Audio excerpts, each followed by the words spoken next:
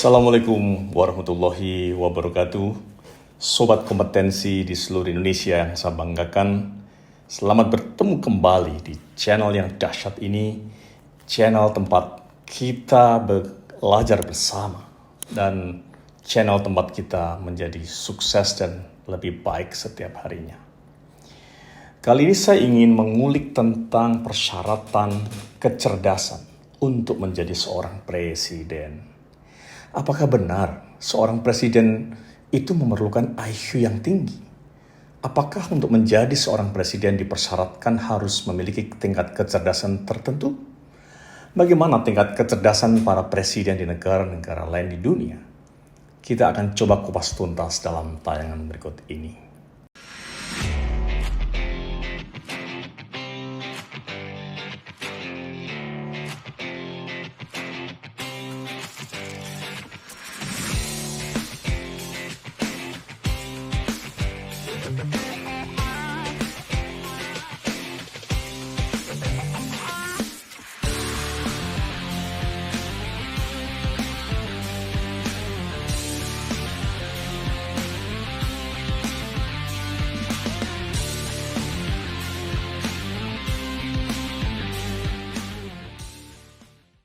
Sobat kompetensi yang saya banggakan, sebentar lagi kita akan menikmati perhelatan politik untuk memilih para wakil rakyat di Indonesia, termasuk memilih presiden yang akan memimpin negeri ini tahun 2024-2029. Kalau kita melihat jadwal perhelatan selengkapnya, maka kita bisa lihat tahapan-tahapannya seperti yang tertuang dalam Peraturan Komisi Pemilihan Umum PKPU nomor 3 tahun 2022. Pendaftaran partai politik peserta pemilu sudah dibuka sejak tanggal 1 Agustus lalu hingga 14 Agustus dan sudah 23 partai politik mendaftar di KPU RI. Antara lain PDIP, PKP, PKS, PBB, Perindo, Nasdem, PKN, Garuda, Demokrat, Gelora, Hanura, Gerindra, PKB, PSI, PAN, Golkar, P3, Partai Republiku Indonesia, Partai Reformasi, Prima Pandai, Partai Demokrasi Rakyat Indonesia, serta Partai Kedaulatan Rakyat.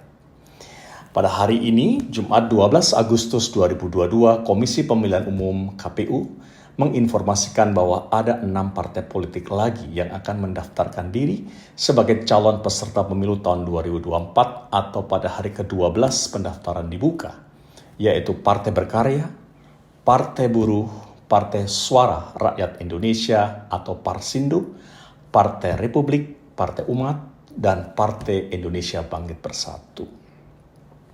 Sobat kompetensi yang saya banggakan, secara lebih detail, jadwal-jadwal penting terkait dengan pemilihan presiden ini dapat dijabarkan antara lain pencalonan presiden dan wakil presiden 19 Oktober sampai 25 November 2023, lalu masa kampanye yaitu pada 28 November 2023 sampai 10 Februari 2024, dan pemungutan suara akan dilakukan pada 14 Februari 2024. Selanjutnya kita akan bisa mengetahui presiden dan wakil presiden terpilih setelah rekapitulasi hasil penghitungan suara 15 Februari 2024 sampai 20 Maret tahun 2024.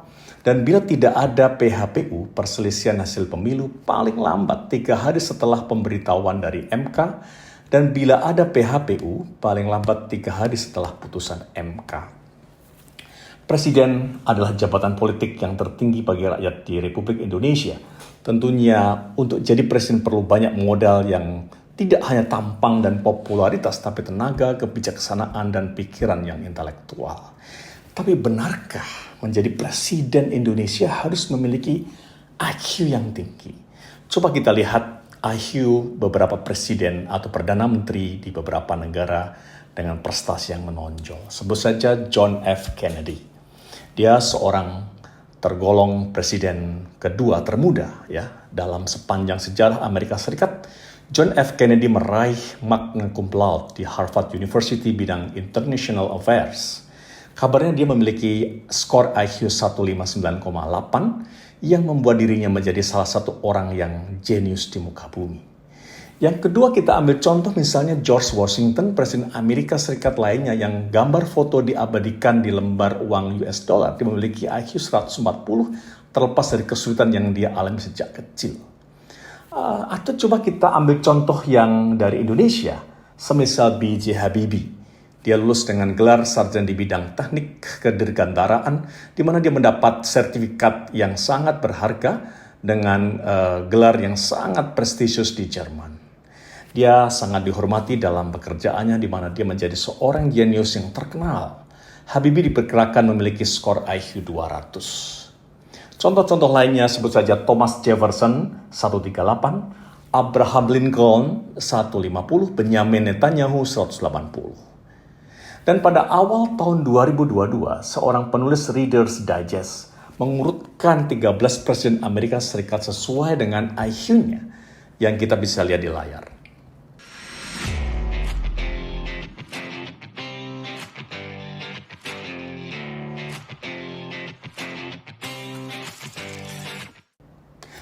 Apakah untuk menjadi Presiden Amerika Serikat harus ber-IQ tinggi? Kenyataannya George W. Bush hanya ber-IQ 125 juga bisa menjadi presiden di negara adidaya itu, dan dia sangat populer dengan keberaniannya menginvasi Irak dan Afghanistan di awal tahun 2000-an. Lalu bagaimana dengan Indonesia? Sebelum kita mengulik habis untuk kasus di Indonesia, mari kita intip skor IQ beberapa selebritis dunia. Misalnya, aktris yang terkenal dengan aktingnya yang selalu tampil cerdas, Jodie Foster.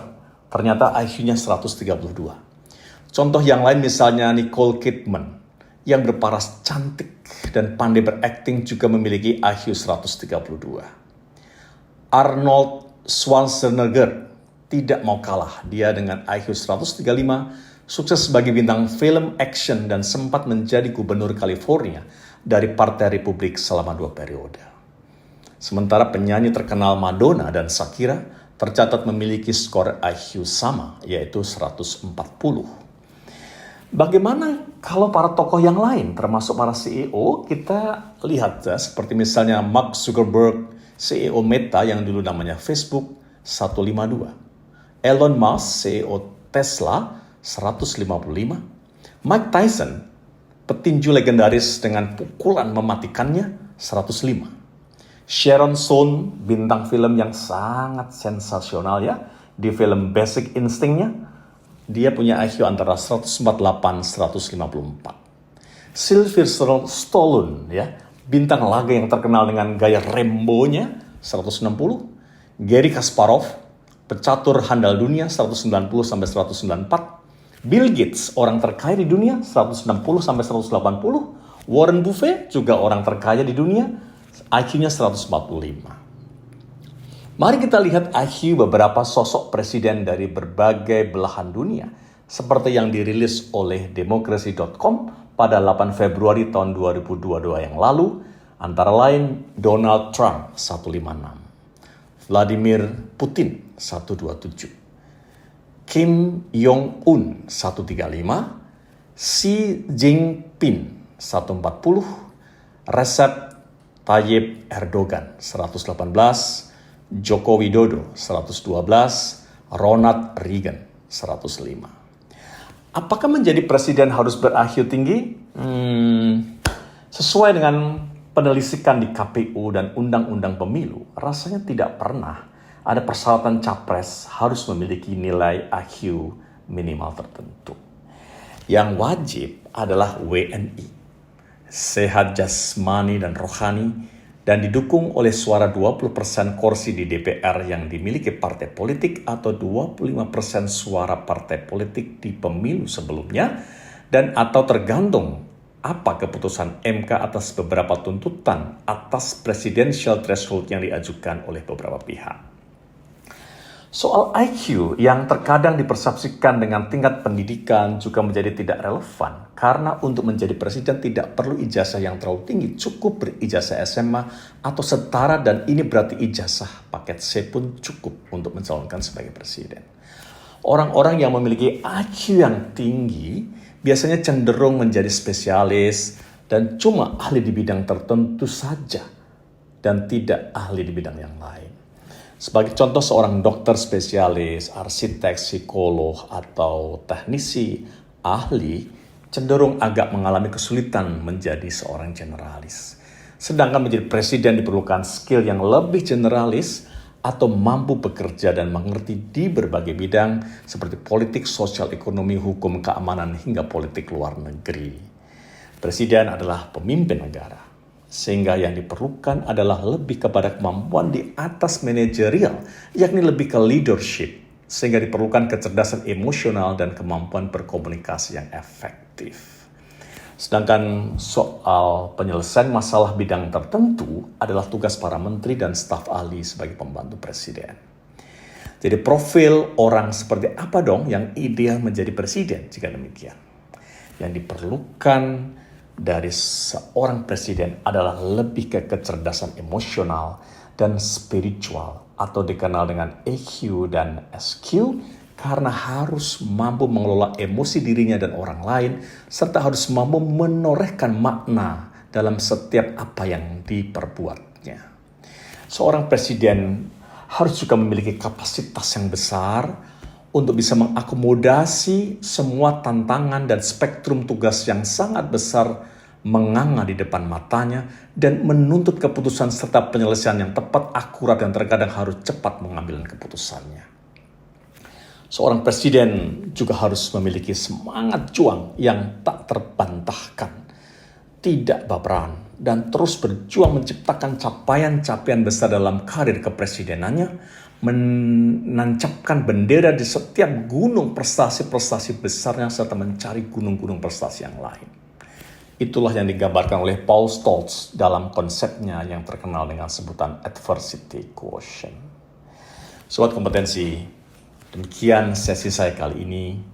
Bila sobat kompetensi sudah memilih profesi, pastikan Anda kompeten di profesi yang Anda pilih tersebut. Saksikan sesi-sesi saya berikutnya dan dukung channel ini dengan subscribe, like, comment, and share. Assalamualaikum warahmatullahi wabarakatuh. Salam kompeten.